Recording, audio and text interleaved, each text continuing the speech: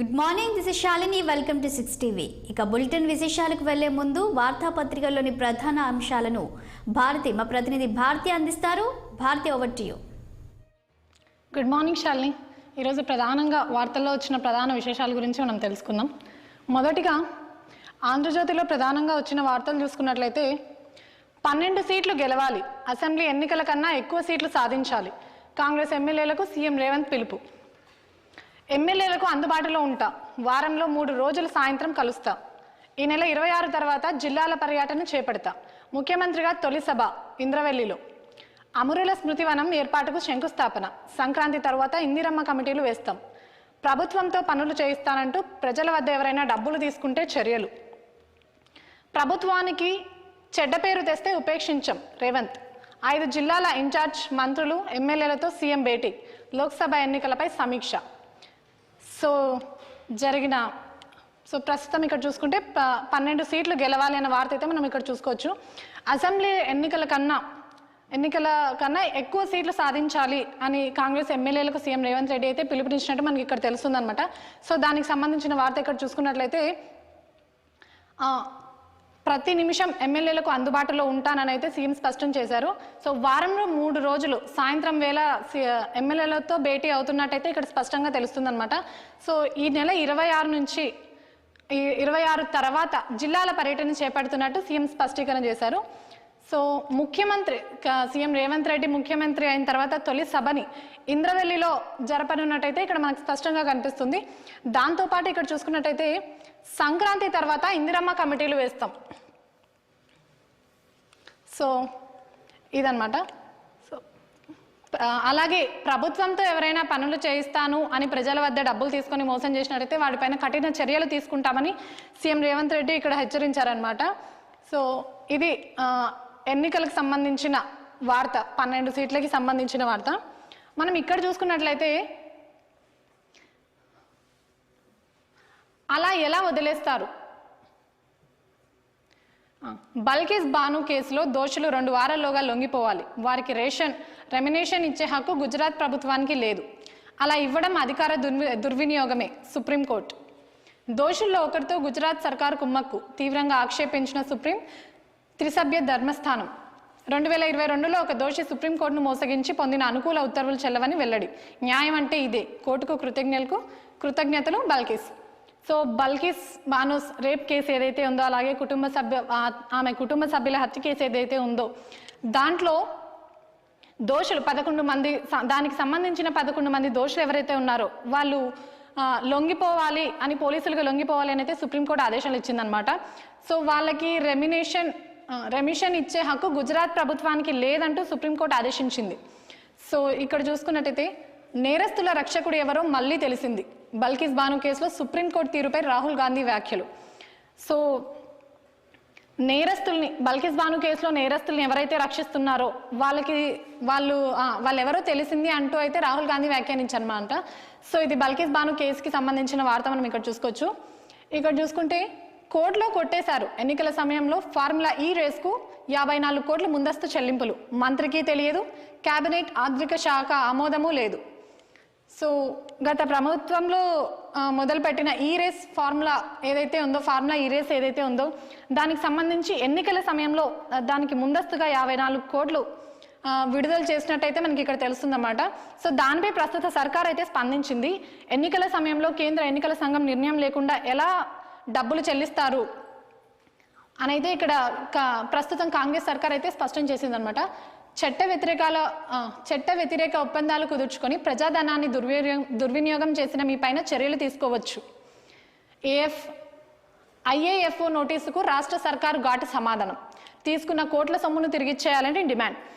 ఎవరైతే డబ్బులు తీసుకొని ఈ ఫార్ములా ఈ రేస్కు ఒప్పందం కుదుర్చుకున్నారో తీసుకున్న డబ్బులు మొత్తం తిరిగిచ్చేయాలని అయితే కాంగ్రెస్ సర్కార్ డిమాండ్ చేసిందనమాట. మరికొన్ని వార్తలకి మనం వెళ్ళినట్టయితే లబ్ధిదారుల ఎంపికకు సబ్ కమిటీ, డిప్యూటీ సీఎం నేతృత్వంలో ఏర్పాటు, ప్రజాపాలనలో 1,25,00,000 దరఖాస్తులు, 25 నుంచి దరఖాస్తుల కంప్యూటరీకరణ, క్షేత్రస్థాయిలో పరిశీలన జరిపాకే ఎంపిక, ప్రభుత్వంపై కారు కూతులు కూస్తే ఊరుకో, మాజీ మంత్రులైనా వదిలిపెట్టే ప్రసక్తే లేదు, మంత్రి పొంగులేటి స్పష్టీకరణ. రాష్ట్రాన్ని దివాలా తీయించిన బీఆర్ఎస్ ఆటో డ్రైవర్లను రెచ్చగొడుతోంది. పొన్నం. సో ఇక్కడ నిన్న జరిగిన సమావేశం ఏదైతే ఉందో, మీటింగ్ ఏదైతే ఉందో దానికి సంబంధించిన వార్త ఇది. సో ప్రజాపాలనలో 1,25,00,000 దరఖాస్తులు అయితే కాంగ్రెస్ ప్రభుత్వం స్వీకరించింది. సో దానికి సంబంధించిన డేటాను ఎవరైతే ప్రజలు దరఖాస్తు చేసుకున్నారో దానికి సంబంధించిన డేటాను ఈ నెల 25 నుంచి కంప్యూటరైజేషన్ చేస్తున్నట్టయితే ఇక్కడ స్పష్టంగా తెలుస్తుందన్నమాట. సో దరఖాస్తులు ఏవైతే ఉన్నాయో వాటిని క్షేత్రస్థాయిలో పరిశీలించిన తర్వాతే ఎంపిక అయితే ప్రారంభం అవుతుందని ఇక్కడ స్పష్టంగా పొన్నం తెలిపారనమాట, మంత్రి పొన్నం. సో ప్రభుత్వంపై కారుకూతలు కూస్తే ఊరుకో. సో ప్రస్తుతం ఉన్న కాంగ్రెస్ పార్టీని ఎవరైనా 6 గ్యారెంటీల మీద కానీ అభయహస్తం కార్యక్రమం మీద కానీ ఎవరైనా కారుకూతలు కూస్తే ఊరుకునే ప్రసక్తి లేదనైతే ఇక్కడ స్పష్టంగా తెలుస్తుందన్నమాట. సో రాష్ట్రాన్ని దివాలా తీయించిన బీఆర్ఎస్ ఆటో డ్రైవర్లను రెచ్చగొడుతుంది. సో బీఆర్ఎస్ ప్రభుత్వం ఏదైతే ఉందో గత 9 ఏళ్ల పరిపాలనలో అప్పుల పాలు చేసింది, రాష్ట్రాన్ని అప్పుల పాలు చేసింది అని అయితే కాంగ్రెస్ ప్రభుత్వం శ్వేతపత్రం ద్వారా మనకి విడుదల చేసింది. సో అలా చేయడమే కాకుండా ప్రస్తుతం ఆటో డ్రైవర్లను కూడా రెచ్చగొడుతుంది అని అయితే ఇక్కడ మంత్రి పొన్నం స్పష్టం చేశారనమాట. సో ఇక్కడ చూసుకున్నట్టయితే 0 టికెట్ తీసుకోకుంటే 500 జరిమానా. సో కాంగ్రెస్ ప్రభుత్వం ప్రకటించిన మహాలక్ష్మి పథకం ఏదైతే ఉందో దాని ద్వారా మహిళలకు ఉచిత బస్సు ప్రయాణం కల్పించారనమాట. తెలిసిందే మనకు ఆ విషయం. సో ప్రస్తుతం ఒరిజినల్ ఆధార్ కార్డు లేదా ఓటర్ ఐడి ఏది ఉన్నా కూడా తెలంగాణ మహిళలకు ఉచితంగా బస్సులో ప్రయాణం చేసే హక్కు అయితే ఇప్పుడు ఉందన్నమాట. సో దానికి సంబంధించిన 0 టికెట్ ఏదైతే ఇస్తున్నారో అది తీసుకోకపోయినా కూడా 500 జరిమానా అని అయితే ప్రభుత్వం స్పష్టం చేసింది. సో ఇవి ఆంధ్రజ్యోతిలో ఉన్న ప్రధాన వార్తలు. సో ఈనాడులో ప్రధానంగా మనం ఈరోజు చూసుకున్నట్లయితే ఓట్ల తొలగింపులో వైకాపా కుట్ర అన్నమాట. ప్రతిపక్షాల ఓట్లను కావాలని తీసేస్తున్నా, ఎన్నికల అధికారులకు కనిపించదు, దోషులపై క్రిమినల్ కేసులు లేవు, సూత్రధారులపై దర్యాప్తు చేయరు, కేంద్ర ఎన్నికల సంఘం సమగ్ర విచారణ చేపట్టాలి, నేడు రేపు సిఈసి ఉన్నతాధికారుల సమీక్ష. సో రాబోయే ఏపీ ఎలక్షన్స్ ఏవైతే ఉన్నాయో దానికి సంబంధించిన వార్త మనం ఇదైతే చెప్పుకోవచ్చు. సో ఓట్ల తొలగింపులో వైసీపీ కుట్ర ఉందని అయితే మనం ఇక్కడ స్పష్టంగా కనిపిస్తుంది అనమాట. సో ఇది ఏపీ న్యూస్కి సంబంధించిన వార్త. సో ఇక్కడ చూసుకున్నట్టయితే ఇందాక పత్రికల్లో కూడా చూసినాం మనం బల్కీస్ బానో కేసు, దానికి సంబంధించిన మరో వార్త ఇది. సో ప్రస్తుతం మనం చూసుకున్నట్లయితే ఏపీ వ్యాప్తంగా అంగన్వాడీల ధర్నా ఏదైతే ఉందో దానికి మొత్తం రాష్ట్రం దద్దరిల్లుతుందన్నమాట. సో దానికి సంబంధించిన వార్త ఇది.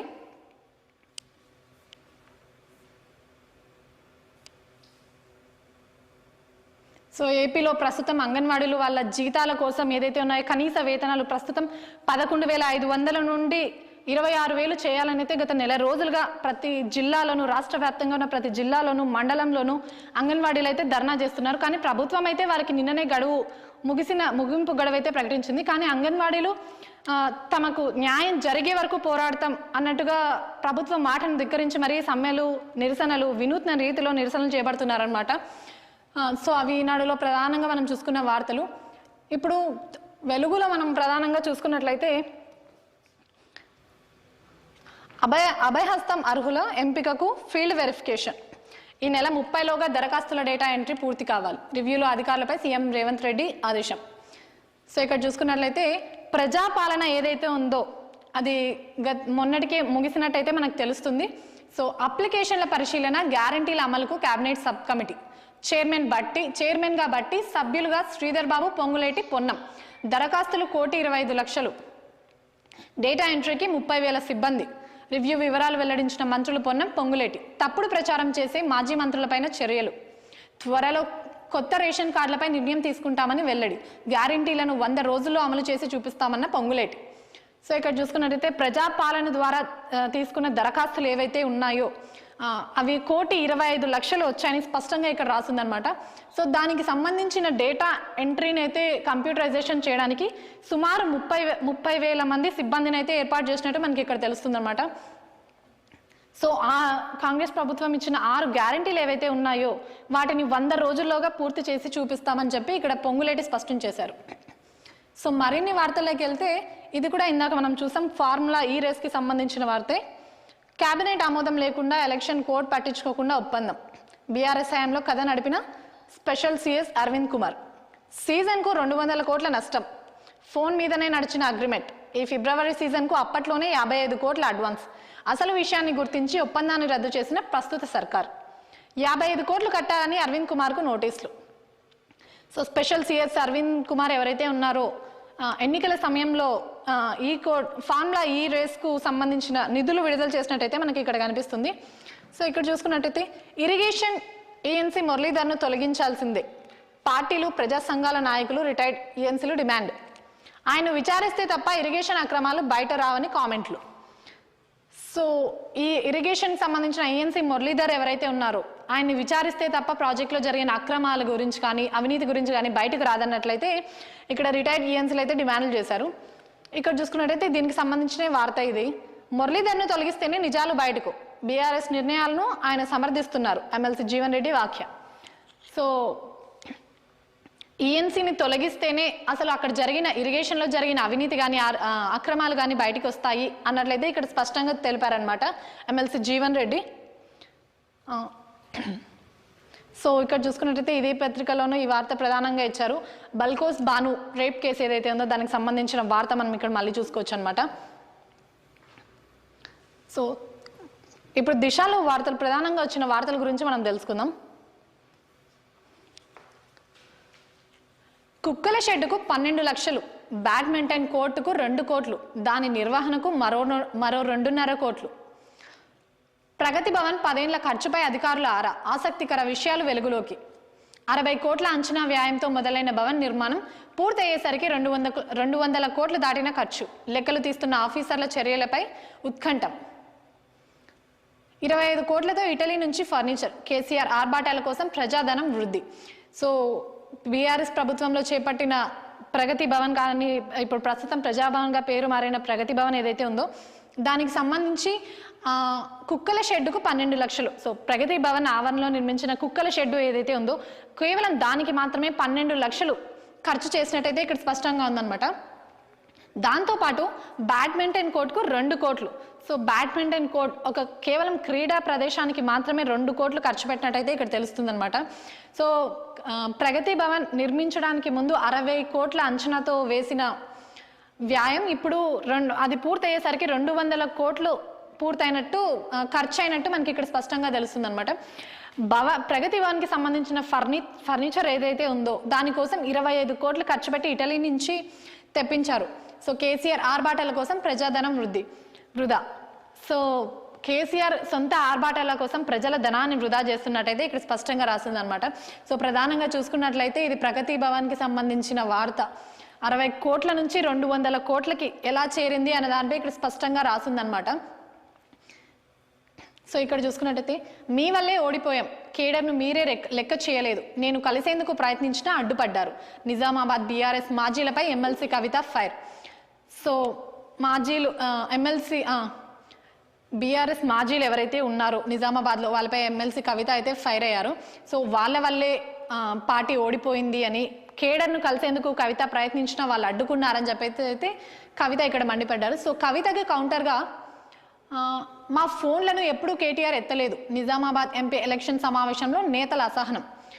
సో కవితకి కౌంటర్గా మాజీలు ఫోన్ చేసిన ప్రతిసారి కేటీఆర్ స్పందించలేదని, వాళ్ళకి ఎప్పుడు రెస్పాండ్ అవ్వలేదని చెప్పి కౌంటర్ వేసినట్టయితే మనకి ఇక్కడ తెలుస్తుంది.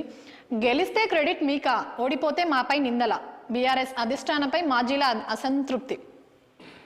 ఒకవేళ బీఆర్ఎస్ పార్టీ ప్రస్తుతం మొన్న జరిగిన ఎన్నికల్లో బీఆర్ఎస్ పార్టీ గెలిచినట్లయితే అప్పుడు మొత్తం క్రెడిట్ని కేసీఆర్ లేదా కేటీఆర్ తీసుకునేవారని, లేకపోతే ఇప్పుడు ఓడిపోయాం కాబట్టి మా పైన నిందలేస్తున్నారా అన్నట్టయితే మాజీల అసంతృప్తి వ్యక్తం చేశారనమాట. సో ఇక్కడ చూసుకున్నట్లయితే నెలాఖరులోగా కేబినెట్ విస్తరణ ప్లాన్ చేస్తున్న సీఎం రేవంత్ రెడ్డి. అధిష్టానం దృష్టికి విషయం, 6గురిలో ఒక మైనార్టీకి ఛాన్స్. ఎమ్మెల్సీ కోటాలో తీసుకునే ఆలోచన. ఆలస్యమైతే 100 రోజుల డెడ్లైన్ లోపు పూర్తి. నామినేటెడ్ పోస్టుల భర్తీకి రంగం సిద్ధం.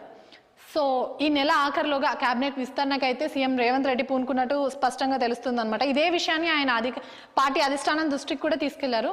6గురిలో ఎవరైతే పోటీ చేస్తున్న 6గురు ఎవరైతే ఉన్నారో ఆ 6గురిలో ఒకరి మైనార్టీకి స్థానం ఇవ్వాలనేదే సీఎం నిర్ణయించుకున్నారనమాట. సో ఇక్కడ చూసుకున్నట్టయితే 6 గ్యారంటీస్ అమలుకు కేబినెట్ సబ్ కమిటీ. సో ఇందాక మనం మరో పత్రికలో చూసుకున్నట్టయితే ఇదే వార్తని ప్రధానంగా చూసుకున్నారనమాట. ఈ నెల 30 లోపు Abhayahastam applications processing complete. Data entry పూర్తి కాగానే ఫీల్డ్ వెరిఫికేషన్. మంత్రులు పొంగులేటి, పొన్నం వెల్లడి. సో ఇక్కడ చూసుకోవచ్చు అనమాట. ఈ ఇమేజ్లో మనం చూసుకున్నట్టయితే చైర్మన్గా బట్టి, సభ్యులుగా శ్రీధర్ బాబు, పొంగులేటి. సో ఇదే వార్తని వీళ్ళు కూడా ప్రధానంగా తీసుకున్నారు. ఇక్కడ బ్యానర్ వార్తల్లో కూడా మనకి బల్కోస్ బాను రేప్ కేసు కానీ వాళ్ళ కుటుంబంలో జరిగిన హత్య కేసు ఏదైతే ఉందో దానికి సంబంధించిన వార్త ఇక్కడ బ్యానర్లో కనిపిస్తుంది అనమాట. సో చూసారుగా, ఇవి ఈరోజు వార్తలోని ప్రధాన విశేషాలు. వార్తలోని మరిన్ని విశేషాలు తెలుసుకోవడానికి మరిన్ని విశేషాలు మా కొలీగ్స్ శాలిని అందిస్తారు. Shalini, over to you. Thank you Bharati.